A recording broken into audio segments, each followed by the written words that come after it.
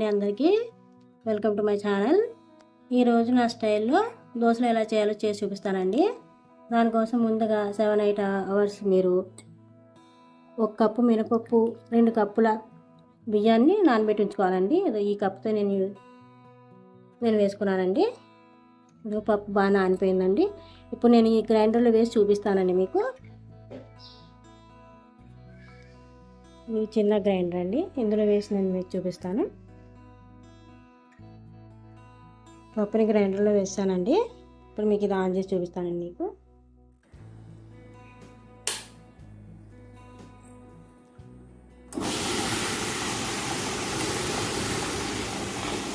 మధ్యలో water పోసుకోవాలండి. Water పోసుకుంటూ కలుపుకుంటూ ఉండాలండి.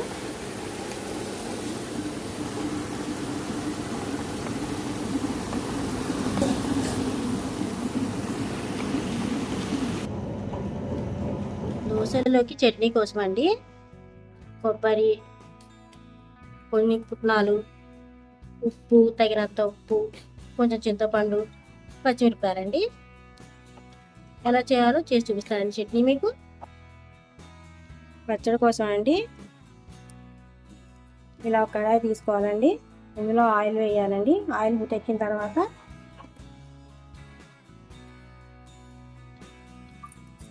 వెల్లుల్లిపాయలు, తర్వాత కొంచెం జీలకర్ర అండి. ఇవన్నీ కొంచెం ఫ్రై చేసుకోవాలండి. చింతపండు ఇట్లా నానబెట్టుకోవాలండి.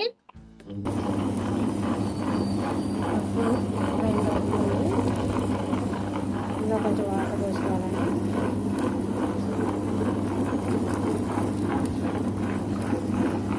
కొంచెం వాటర్ పోసుకుంటూ రుబ్బుకోవాలండి.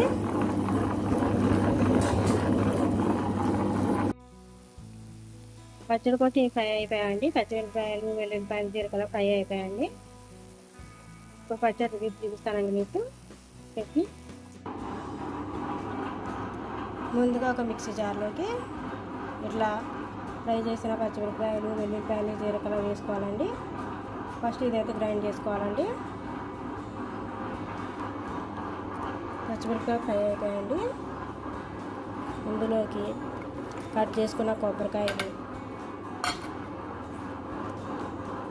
కొంచెం ఉప్పు, నానబెట్టుకున్న చింతపండు,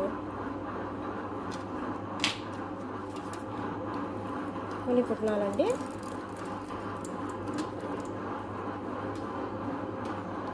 ఇవన్నీ వేసి గ్రైండ్ చేసేసుకోవాలండి.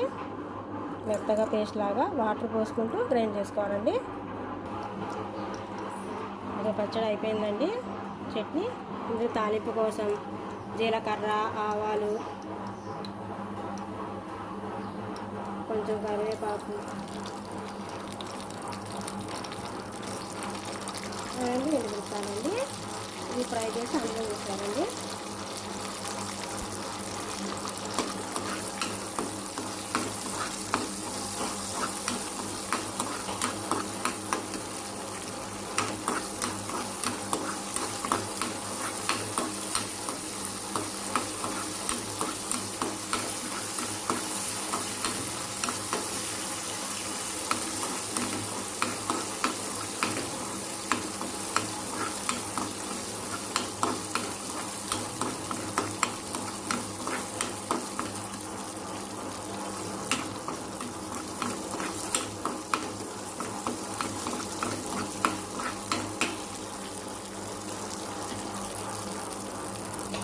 ఫ్రై అయిపోయాయండి. ఇందులో వేసేసుకొని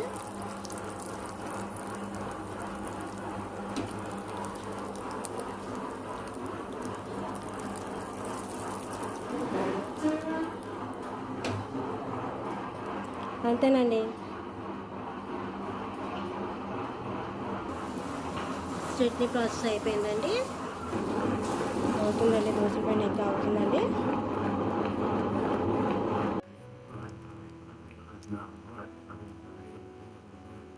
గ్రైండ్ అయిపోయి వచ్చిందండి. ఇవి వెంటనే వేసుకున్న దోశ బాగుంటాయండి. నేను వేసి చూపిస్తాను మీకు. అయిపోయిందండి, పిండి మొత్తం మెత్తగా అయిపోయింది. పిండి తీసానండి. ఇందులో ఉప్పు వేసుకొని వెంటనే కూడా వేసుకోవచ్చండి, లేకపోతే ఒక గంట తర్వాత కూడా, ఒక గంట అట్లా ఉంచి అట్లా కూడా దోశలు వేసుకోవచ్చండి. నేను వేసి చూపిస్తాను మీకు 1 అవర్ తర్వాత. దోశ వేయడానికి ముందుగా ఇలా ప్యాన్ వేడి చేసుకోవాలండి. ప్యాన్ బాగా వేడెక్కింది, కొంచెం ఆయిల్ వేసి దోశ వేసుకోవాలండి.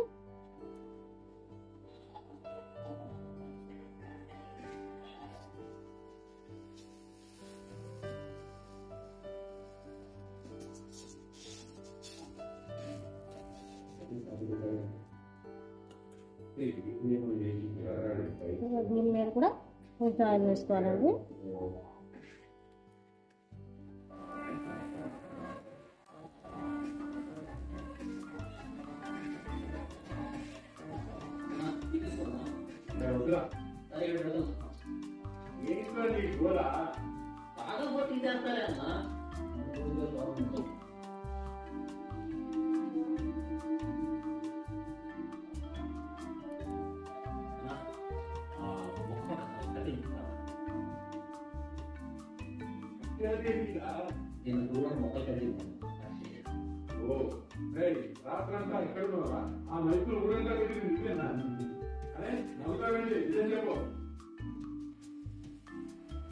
కొంచెం ఉడకనివ్వాలండి.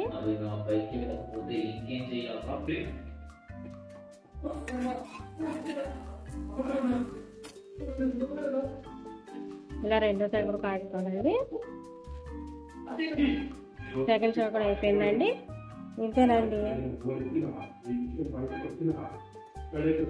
ఎంతో టేస్ట్గా దోశ రెడీ అయిపోయాయండి. చట్నీతో సర్వ్ చేసుకుంటే చాలా బాగుంటాయండి.